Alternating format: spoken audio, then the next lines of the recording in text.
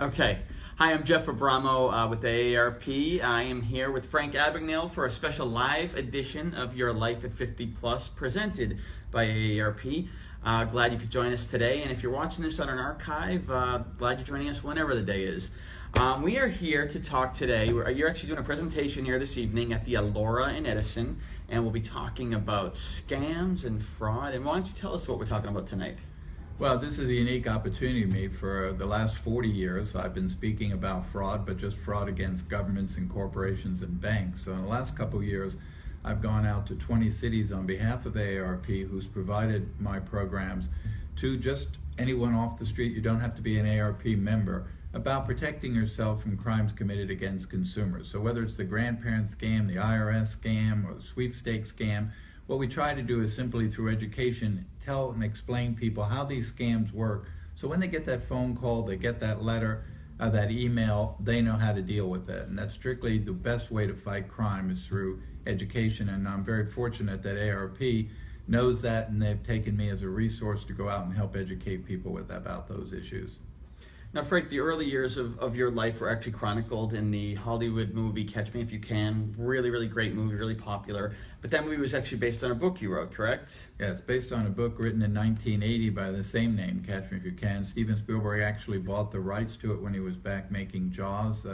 He loved the story, and then he waited. Barbara Walters asked him why he waited some 20-odd years to make it into a movie, and his response was, I wanted to see what the real Frank Abagnale did with his life before I immortalized him on film. That makes a lot of sense. And I know that you said that a lot of the things that were actually in the movie, which was actually very good, by the way, a lot of things that were in the book actually didn't make the movie just because of time constraints. Right, and he said many times that when you're taking 5 years of someone's life and putting into 2 hours of film, it's impossible to put everything in there. So a lot of people have said to me, I love the movie, but I love the book even more, because in the book, you really see how you did it, and how it explains more how you fell into it, how you were much more of an opportunist than anything else. Things came your way and you took advantage of them. I think the book does a better job of telling that part of it. It does. One of the things about the book that I grasped that I didn't necessarily pick up from the movie as well was that even though you were doing a lot of these scams, you really had a really strong moral compass. You didn't attack like the villagers in France. Like, you didn't want to hurt their economy. You made sure you sent the bail bondsman a check. Right. I don't know if that's all this is true stuff. Probably my Catholic upbringing and Catholic school, but I think that, if I had walked into a dry cleaner, which I did, and the people were in the back and the register was open, there was a lot of money in the drawer, I never thought about stealing that money, because I thought, this is a couple owns this store, I'm not going to steal money from them. But being a young kid, in my mind, I would justify standing in front of a big bank in New York and saying, I'm going to go in and write a $500 check. $500 is not going to destroy this bank. That was not a good way to think, but that was the thinking of a adolescent who was kind of justifying what he was doing. But yes, there was this thing about not stealing from the everyday guy, but it was okay to steal from the bank. Yeah. Well, I think there's something to that. I think that unfortunately a lot of today's scams we're seeing, and this is really, I think, where AARP comes in, a lot of the most vulnerable people who really can't afford to lose it are the ones that these scammers are targeting these days. Yeah, and I think the most amazing thing for me to have witnessed over the last couple of years, and having gone out to 20 different cities around the country on behalf of AARP, is you actually meet people who are sitting there telling you that they're 82 years old, they lost their home, they lost their life savings, their pension, because someone scammed them out of it.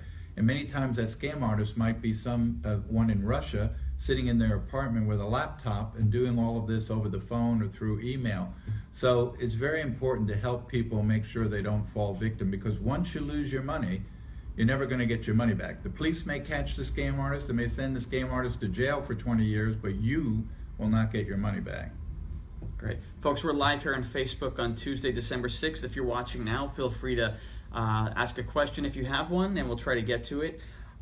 You said you've done, I think, about 20 of these now for AARP. Are there any common questions that seem to come up a lot when you do the Q&A? Is there anything that you're seeing that's very common? You find out what the most popular scams are. So we get a lot of questions about the IRS scam. This is someone who gets a phone call today. They walk over to their phone, and the call messaging says that it's the Internal Revenue Service. So they assume that it is the IRS. They pick up the phone, someone says they're from the IRS, you owe back taxes. If you don't pay, they're going to put a lien on your property in 24 hours. And ironically, they tell you that you can pay by Apple Pay or by a green card from Walmart, which the IRS would not do. And the IRS doesn't make phone calls. The other popular scam is a grandparent scam, where they call and say they're from the police department, they've arrested your grandson for DWI, but he is asked not to call his parents, but to call his grandparents, and that if he doesn't get out of jail in the next few hours and have bail posted, he'll have to spend the weekend in jail. It's amazing how many people fall for that scam. And then, of course, there's the scam involving the internet, where you're on your computer and you get a message from Microsoft that there's malware on your computer.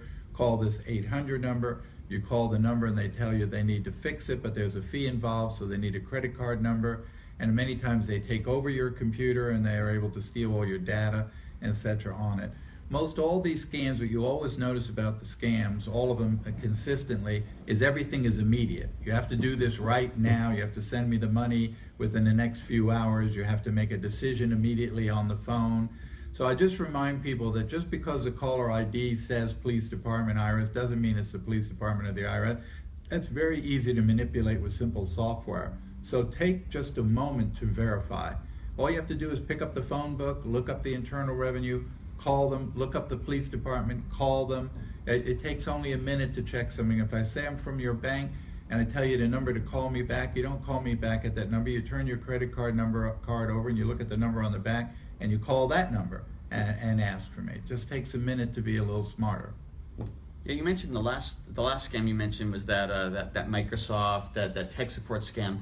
It seems like new technologies have made it maybe harder for some of the scams that maybe you were involved in many years ago to happen. You know, they could check bank accounts a lot quicker and things like that. But it also seems like technology is being used by the bad guys too. Yeah. Who's benefiting more from it? Yeah, people ask me all the time, could you do today what you did 50 years ago? And actually it's 4,000 times easier today, because technology breeds crime. It always has and always will.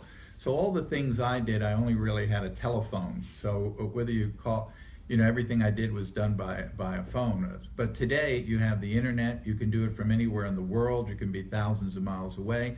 There really are no so-called con men anymore, because there's not the well-dressed, well-spoken, great vocabulary, nice personality person, because you're never going to see the person. They're on the other end of a computer and they can be thousands of miles away in their pajamas when they victimize you. So I think, the only thing I always tell people is, when they ask me today, I say the only thing that would be a little more difficult is me getting on board airplanes today, because when I did that, there obviously were no hijackings, there were no terrorist activity, so there really were hardly any police in the airport. But I have to be honest with you, I'm in the airport almost every day, and I watch a lot of the airplane crews go through, and they're just simply flashing a card that I could make on a home computer with some very simple graphic tools. Don't try this at home. No, so that worries me a lot. They're not, it probably is just as easy, because someone's not really doing what they should be doing. Sure, no, that makes a lot of sense. Let's talk about some specific issues. Public Wi-Fi, that's one that you have warned people to be really cautious about, correct? Yeah, because the whole concept is public Wi-Fi is not private Wi-Fi. It's just what it said, public Wi-Fi. So if you're in the airport, you're not going to be doing credit card transactions, purchasing stuff on Amazon, wiring money, transferring money out of bank accounts, looking at your bank account. Those are things you don't want to do on public Wi-Fi.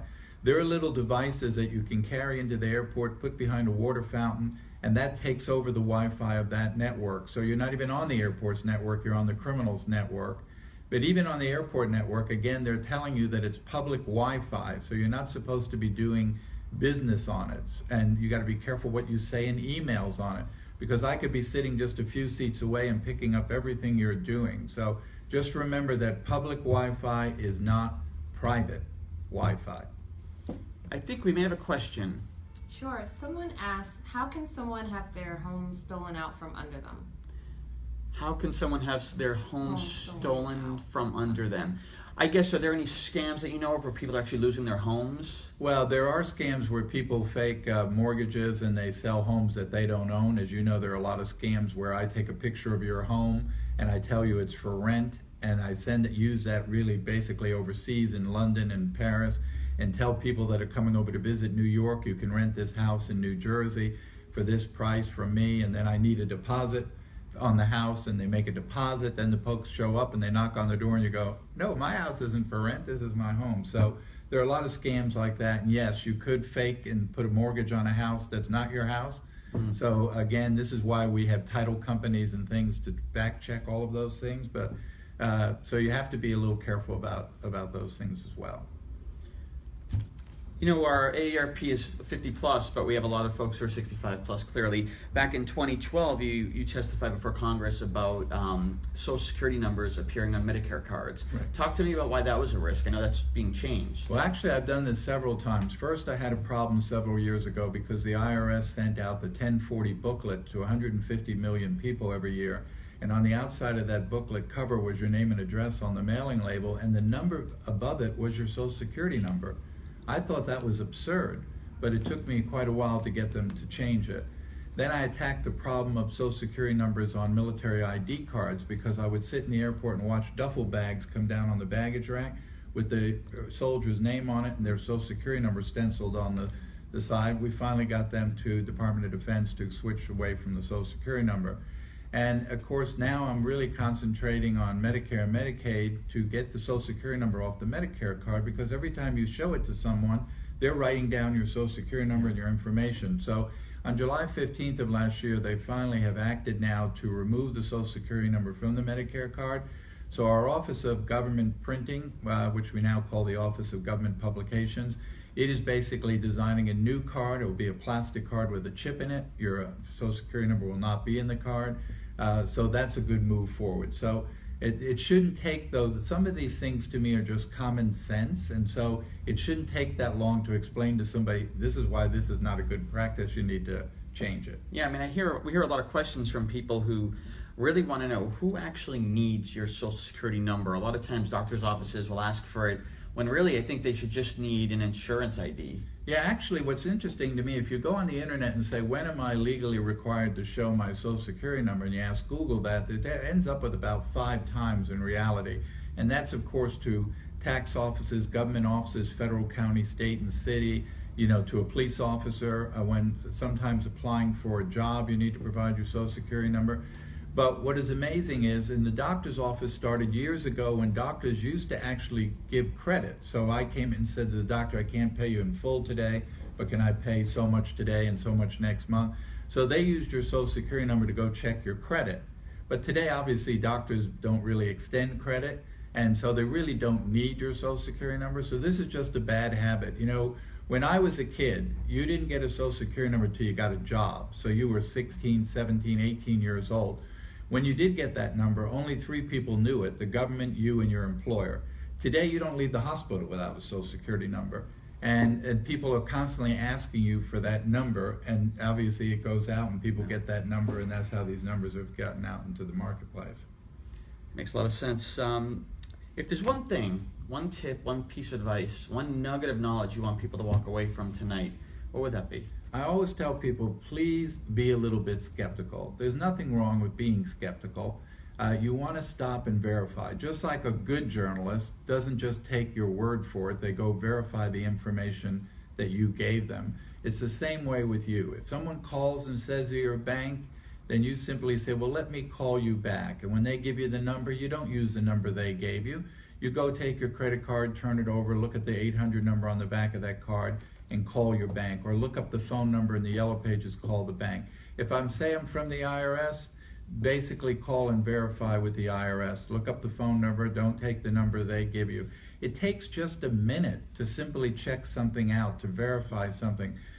Don't take just somebody's word for it that that's the truth, because unfortunately there are a lot of people out there giving you misinformation, trying to separate you and your money, no matter what age you're at, whether you're a 21-year-old college student or whether you're an 85-year-old individual. And if you are scammed and someone does rip you off, don't be ashamed about it. Anybody can be ripped off. I can be ripped off, and I know that. But if I am ripped off, I'm going to tell someone. I'm going to share it with the police. I'm going to at least share it with my loved ones, because if you don't tell anybody because you're ashamed about losing some money from a scam artist, they're going to go on and scam somebody else. So if you're scammed, there's nothing to be ashamed about. Anybody can be scammed. Just make sure you let somebody know so something can be done about it. Frank Abagnale, thank you for joining us this Thanks, my evening on pleasure. Your Life Thank 50 you. Plus. Folks, catch him if you can this evening in Edison or right here on Facebook.com/AARPNJ. Thank you.